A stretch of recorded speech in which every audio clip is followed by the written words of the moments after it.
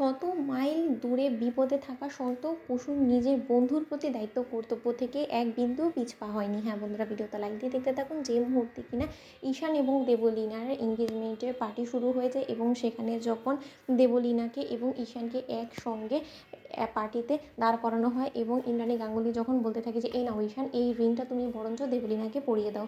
অন্যদিকে যখন দেবলীনা বলতে থাকে কুসুম, ইটস সো স্যাড যে তুমি আজকে তোমার বেস্ট ফ্রেন্ডের এঙ্গেজমেন্ট পার্টি অ্যাটেন্ড করতে পারলে না, কারণ তুমি তো রীতিমতো মৃত্যুর পথযাত্রী হয়ে গেছো। এতক্ষণে হয়তো বা তোমার মৃত্যুর ঘন্টা বেজে গিয়েছে।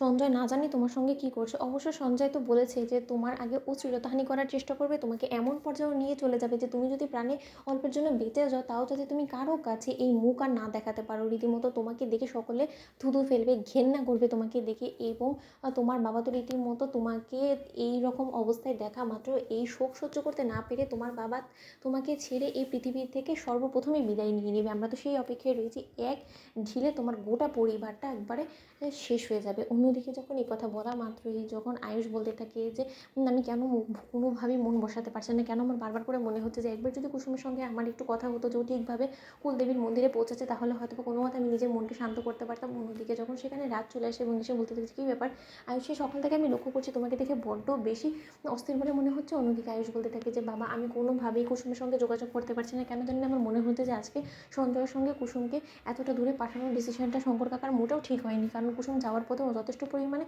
আপসেট ছিল। আমি ওর চেহারা চোখ মুখ দেখে সম্পূর্ণরূপে সেই জিনিসটা বুঝতে পেরেছি। অন্যদিকে ইন্দ্রাণী সেখানে আয়ুষকে এসে বলতে থাকে যে আয়ুষ, এরকম করে মনমরা হয়ে তুমি কেন বসে আছো বলো তো? আজকে তোমার ভাইয়ের জীবনে এত বড় একটা বিশেষ দিন, তার সত্ত্বেও তুমি এরকম করে মনমরা হয়ে থাকলে কী করে চলবে বলো তো?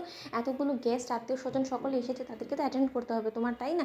ঠিক সেই মুহূর্তেই যখন সেখানে কুসুম নিজের আত্মরক্ষার খাতিরে যখন সঞ্জয় বাইরে যায় ওর ফোনটাকে ফেলে রেখে, ঠিক সেই মুহূর্তেই কুসুম বলতে থাকে যে না, এই একটা সুযোগ, এই সুযোগটাকে কোনোভাবে আমার হাতছাড়া করা যাবে না। এই সুযোগে কোনো মতে আমি যদি আমার পরিবারের কাউকে আমি কোথায় আছি সেই সম্পর্কে একটা ধারণা দিতে পারি, তাহলে হয়তো বা ওরা এসে আমাকে বাঁচাতে পারে। কারণ এখান থেকে আমার পালানোটা তো রীতিমতো মুশকিল বলে মনে হচ্ছে এবং আমার মনে হচ্ছে কোনো না কোনোভাবে সঞ্জয়বাবু আমাকে মেরেই ফেলবে এবং সেই যখন এই উদ্যোগ নিয়ে ফেলেছে তাহলে আজকে কোনো মতে রক্ষে পাবো না, কিন্তু শেষ চেষ্টা তো অবশ্যই আমি করবো।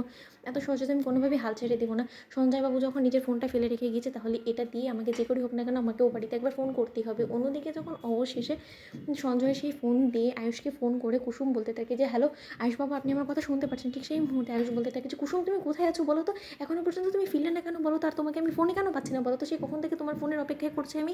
অন্যদিকে আয়ুষ যখন বলতে থাকে যে কুসুম কী হয়েছে, অন্যদিকে কুসুম বলতে থাকে যে আয়ুষবাবু, আমি অনেক বড় বিপদে পড়ে গিয়েছি, আমাকে যে করেই হোক না কেন এই সঞ্জয় নামক এই অসুরের হাত থেকে আপনি আমাকে বাঁচান। আমাকে কুলদেবীর মন্দিরে নাম করে আমাকে অন্য এক গোপন ডেরায় আটকে রাখা হয়েছে। তো বন্ধুরা, লাইক এবং শেয়ার করে সাবস্ক্রাইব করতে ভুলো না।